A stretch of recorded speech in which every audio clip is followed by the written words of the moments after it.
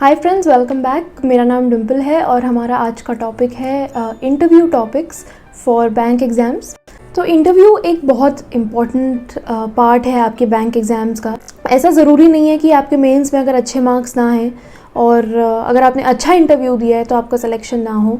जिनके ज़्यादा नहीं आ पाते मेंस के मार्क्स में वो अपना होप ना लूज़ करें, क्योंकि अगर आपने एक अच्छा इंटरव्यू दिया है तो आपके सिलेक्शन के चांसेस बहुत हैं। मैंने बहुत लोगों को देखा है जिनके 80s में मार्क्स आए थे और उनका सिलेक्शन नहीं हुआ क्योंकि इंटरव्यू में उतने मार्क्स नहीं आ पाए उनके। और मेरे मेंस के मार्क्स कट ऑफ से बस आई थिंक 7.75 मार्क्स ऊपर थे और फिर भी सिलेक्शन हो गया बिकॉज़ मेरा इंटरव्यू अच्छा गया। तो सबसे पहला टॉपिक है बैंक्स की डेफिनेशन।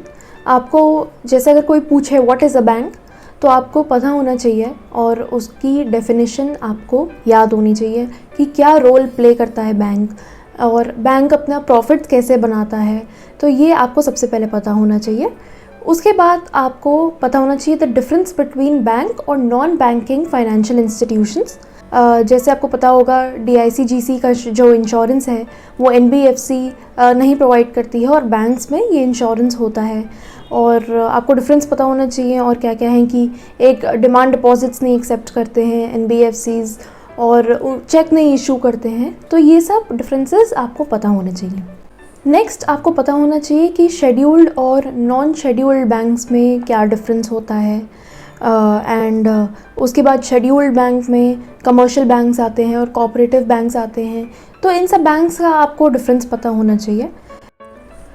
ऑफ कोर्स आपको RBI के बारे में, वो कैसे बैंक्स को रेगुलेट करता है, उसके गवर्नर, डेप्यूटी गवर्नर्स, ये सब आपको अच्छे से पता होना चाहिए। उसके हेडक्वार्टर्स कहाँ हैं, वो कब फॉर्म हुई थी और उसकी RBI की हिस्ट्री क्या है, ये आपको पता होना चाहिए कि कब वो इंस्टीट्यूशन स्टार्ट हुआ था, पहले उसका क्या नाम था, फिर वो कब RBI में कन्वर्ट हुआ। तो ये हिस्ट्री आपको पता होनी चाहिए। और इसके साथ साथ आपको बैंक्स की भी हिस्ट्री पता होनी चाहिए कि 2 फेजेस में बैंक्स को नेशनलाइज किया गया था, मतलब प्राइवेट से पब्लिक बैंक्स में कन्वर्ट किया गया था, एक 1969 में और 1980 में। तो उसमें कौन कौन से बैंक्स कौन से फेज़ में नेशनलाइज हुए, ये आपको पता होना चाहिए। एंड ये बैंक्स SBI से कैसे अलग हैं। तो हमने DICGC की बात की थी, जो हमारे डिपॉज़िट पे हमें इंश्योरेंस मिलता है इन केस बैंक को अगर कुछ हो जाता है तो उसके बारे में भी हमें थोड़ा पता होना चाहिए कि वो कब स्टार्ट हुआ था एंड उसमें क्या कितने अमाउंट तक की गारंटी दी गई है, कितना इंश्योरेंस मिल सकता है। नेक्स्ट हमें टाइप ऑफ अकाउंट्स देखने हैं जो हम बैंक्स में डिपॉजिट रखते हैं, उसके क्या टाइप्स होते हैं।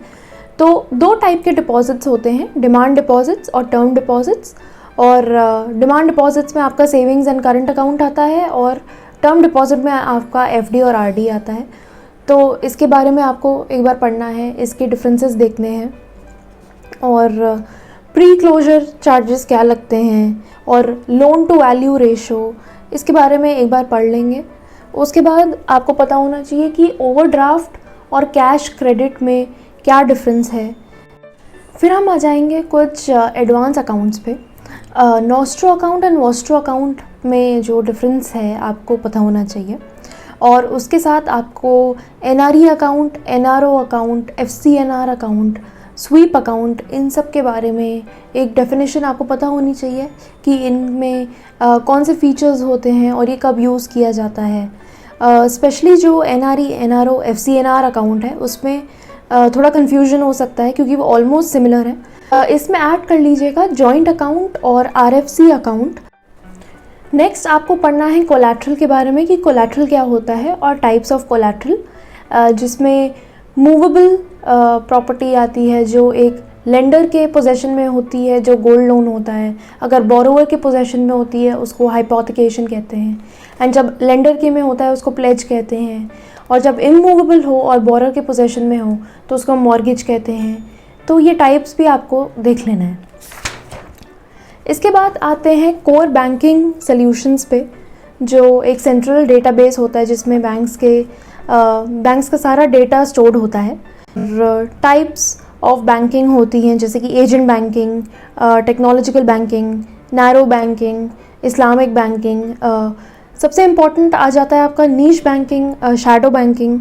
और नीश बैंकिंग के अंदर आपको और फाइनेंशियल इंक्लूजन में जाने का मौका मिलेगा, तो आपको फाइनेंशियल इंक्लूजन के बारे में पढ़ना है। और नीश बैंकिंग से हम आते हैं 2 टाइप्स ऑफ नीश बैंकिंग पे, जो payments bank and small finance bank हो जाता है। फिर हमें उनके बारे में पढ़ना है और देखना है कि उनमें क्या डिफरेंस है और क्या फ़ीचर्स आते हैं। फिर हम एटीएम पे आ जाएंगे। एटीएम के बारे में आपको पढ़ना पड़ेगा कि कौन से एटीएम के टाइप्स हैं। अगर आपने देखा होगा अलग कलर्स के हिसाब से एटीएम्स डिवाइडेड हैं। नेगोशिएबल इंस्ट्रूमेंट्स एक्ट एंड उसके अंदर कौन सी चीज़ें कवर्ड होती हैं। सिंपल चेक क्या होता है और restrictive check and special check, तो आपको एक बार ये भी देखना है। उसमें बेरर कौन होता है, ऑर्डर कौन होता है। चेक अगर हम पढ़ रहे हैं तो चेक ट्रंकेशन सिस्टम बहुत इंपॉर्टेंट टॉपिक है। नेक्स्ट टॉपिक है हमारा पेमेंट सिस्टम, जिसमें हम इलेक्ट्रॉनिक फ़ंड ट्रांसफ़र की बात करते हैं कि कैसे नेट बैंकिंग फैसिलिटी यूज़ करके हम पैसे ट्रांसफ़र कर सकते हैं इन डिफरेंट बैंक अकाउंट्स। इसमें आपका NFS भी आ जाता है, जो नेशनल फाइनेंशियल स्विच है। तो हम इलेक्ट्रॉनिक फ़ंड ट्रांसफ़र के बारे में पढ़ेंगे, जो पहला हमारा पेमेंट सिस्टम है।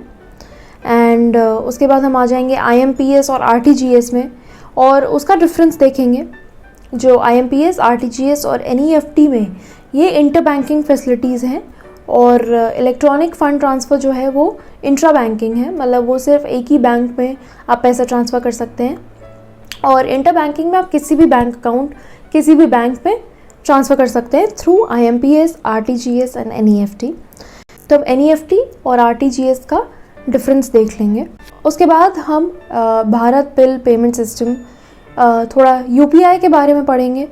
UPI को कौन रेगुलेट करता है, NPCI, एंड वो कैसे फंक्शन करता है, कि वो हमें एक्सप्लेन करना आना चाहिए। एंड UPI 123 पे, UPI लाइट, USSD कोड से आप ऑफलाइन UPI यूज़ कर सकते हैं, तो उसका क्या लिमिट है, वॉलेट में कितना होना चाहिए, ये सब एक बार देख लेंगे। हमारा नेक्स्ट टॉपिक है जो कॉन्सेप्चुअल टॉपिक बन जाता है, इन्फ्लेशन। टाइप्स ऑफ इन्फ्लेशन पता होने चाहिए। और RBI की जब बात हो रही थी उसमें आपको पता होना चाहिए RBI की कौन सी 5 सब्सिडरीज़ हैं। लीड बैंक स्कीम क्या होती है, 1969 में लीड बैंक स्कीम आई थी, जिससे RBI आपको पता ही है उसके ज़्यादा ऑफिसेज नहीं है इंडिया में हर एक डिस्ट्रिक्ट को देखने के लिए।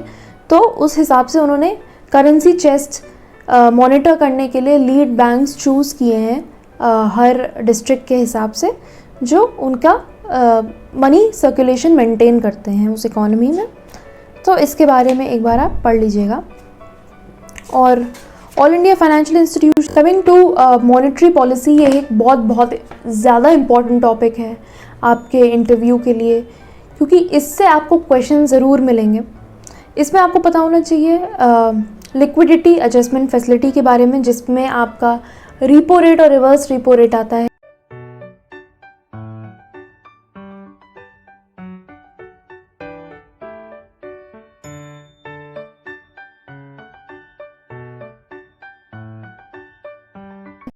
नेक्स्ट हमारा टॉपिक बनेगा प्रायोरिटी सेक्टर लेंडिंग का, जिसमें आपको देखना है कौन सी 8 कैटेगरीज़ हैं जो PSL के अंडर आती हैं, और क्या परसेंटेजेस हैं जो एग्रीकल्चर में स्मॉल एंड मार्जिनल फार्मर्स पे, वीकर सेक्शंस पे कितने परसेंटेज फिक्स्ड होता है कि बैंक को इन सेक्टर्स में कंट्रीब्यूट करना ही करना है। तो ये थोड़ा फैक्चुअल बेस्ड है, आपको ये नंबर्स और ये कैटेगरीज याद होनी चाहिए। और कितना लिमिट है, कितना उनको इन्वेस्ट करना ही करना है इन सेक्टर्स में।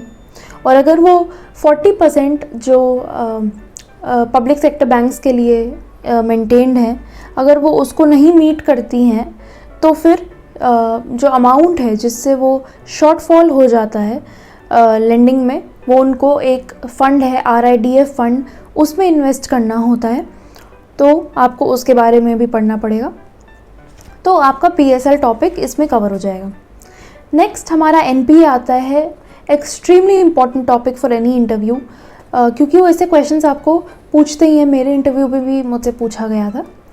तो आपको एनपीए का मतलब पता होना चाहिए, उसके टाइप्स पता होना चाहिए, standard asset, substandard asset, doubtful asset and then loss asset.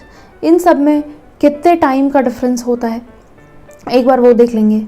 और ये भी देखते हैं कि एग्रीकल्चर में जो है 1 साल बाद एनपीए अप्लाई होता है और नॉर्मल केसेस में 3 महीने का अप्लाई होता है। तो वो देखना है राइटिंग ऑफ लोन का क्या मतलब होता है, विलफुल डिफ़ॉल्टर्स कौन होते हैं, लियन के बारे में हम एक बार देख लेंगे। और सबसे इम्पॉर्टेंट इस टॉपिक में आ जाता है सरफेसी एक्ट ऑफ 2002।